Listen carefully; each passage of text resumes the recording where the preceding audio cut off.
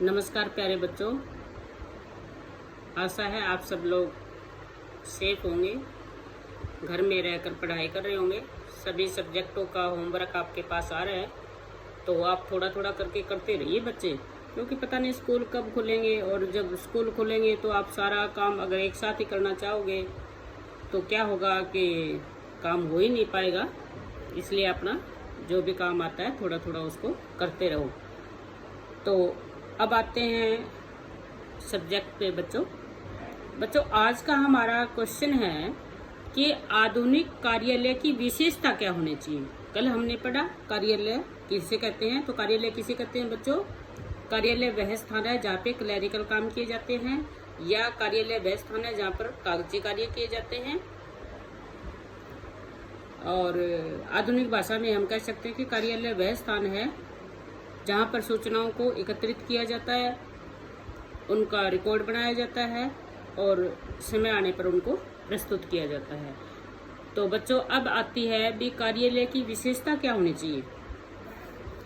विशेषता में हम सबसे पहले ये लेते हैं बच्चों की संस्था का अनिवार्य अंग।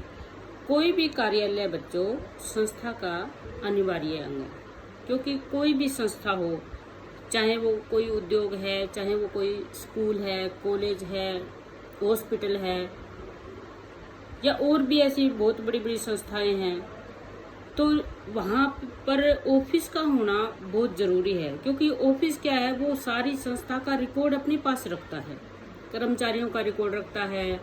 यदि उद्योग है तो वहाँ पर कितना माल तैयार होता है, कच्चा माल कहाँ से आता है, माल तैयार को बेचा कहाँ पे जाता है, इन सारी चीज़ों का रिकॉर्ड रखता है। यदि कोई स्कूल कॉलेज है तो कितने टीचर लगे हुए हैं और कितने विद्यार्थी हैं, इस तरह से सारा रिकॉर्ड कार्यालय रखता है।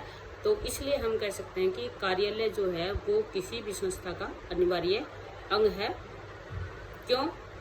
अब इसमें लिखा ना बच्चों कि किसी भी संस्था के कुशल संचालन के लिए कार्यालय क्या करता है? नियोजन का मतलब है बच्चों प्लान बनाता है, योजनाएं बनाता है, निर्णय और निर्माण, फिर उन योजनाओं को बनाने के लिए निर्णय लेता है और उसके लिए रिपोर्ट तैयार करता है कि भी ये प्लान बना ली। भाई मान लो किसी भी कार्यालय को फर्नीचर ही खरीदना है संस्था के लिए, तो उसने प्लान बनाई कि भी हमें फर्नीचर खरीदना है, इतना फर्नीचर खरीदना है, तो फिर वो लोग रिपोर्ट तैयार करते हैं कि फर्नीचर हमें कहाँ से लेना चाहिए, और उसके बाद संप्रेषण यानी भेजता है। फिर वो ये सारी चीज़ें तैयार करके जो उस संस्था का अधिकारी होता है उसके पास भेजता है उस काम को पूरा करने के लिए।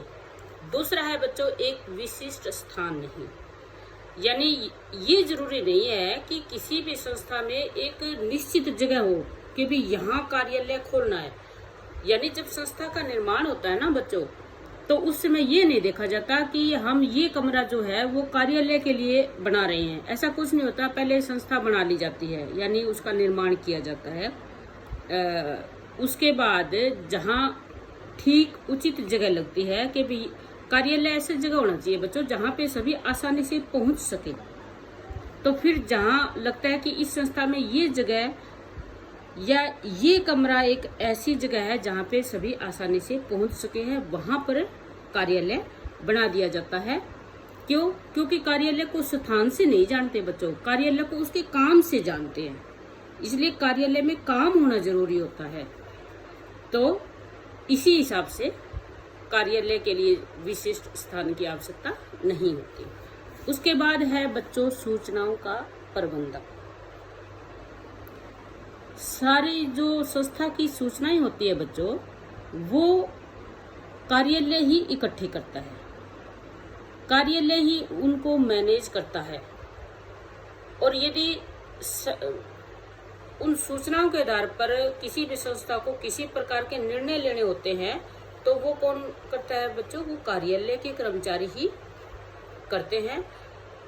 तो भाई उन्हीं को देखना होता है कि भी जो सूचनाएं हैं उस संस्था से संबंधित सूचनाएं, यदि स्कूल है तो स्कूल से संबंधित सारे प्रकार की सूचनाएं, यदि कोई उद्योग है तो उद्योग से संबंधित सूचनाएं, कोई हॉस्पिटल है तो वो हॉस्पिटल से संबंधित सूचनाएं, और कोई ऐसा संस्थान है, बैंक है, तो बैंक से संबंधित सूचनाएं, सारी उन सूचनाओं का प्रबंध कौन करता है बच्चों? कार्यालय करता है। यानी कार्यालय ही सारी सूचनाओं को एकत्रित करता है और जिसको जरूरत होती है उनको वो सूचनाएं आगे भेजता है।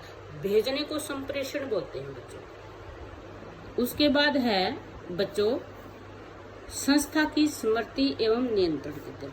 देखो बच्चों, हमारा स्मृति केंद्र या नियंत्रण केंद्र क्या है? हमारा दिमाग।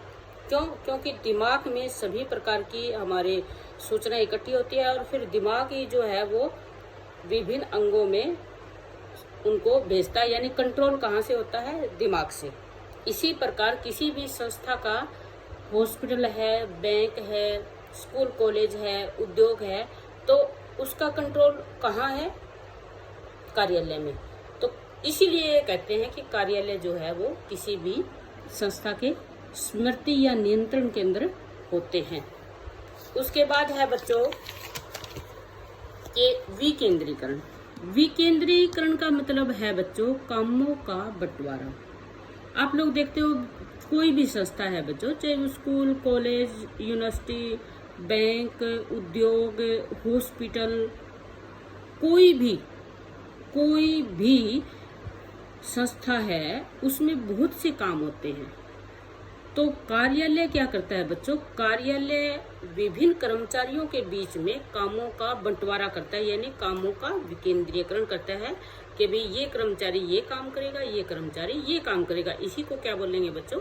विकेंद्रीकरण। और उसके बाद जिन जिन कर्मचारियों को जो काम दे दिया जाता है बच्चों, वो अपना कार्य करने के लिए वांछित स्वतंत्रता। वांछित स्वतंत्रता का मतलब होता है वो अपने हिसाब से उस काम को कर सकता है।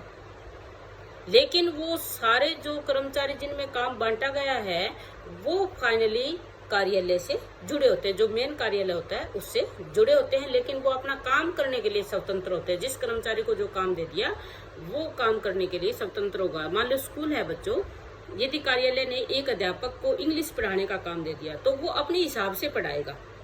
ओएसएस पढ़ाने का काम दे दिया तो वो टीचर अपने हिसाब से पढ़ाएगा, लेकिन उस पर नियंत्रण कार्यालय का ही रहेगा। और वो काम किसने दिया? कार्यालय ने। यानी कार्यालय ने कामों का विकेंद्रीकरण किया। तो बच्चों ये था आज का हमारा क्वेश्चन कि किसी भी कार्यालय की या आधुनिक कार्यालय की विशेषता क्या होनी चाहिए। धन्यवाद प्यारे बच्चों।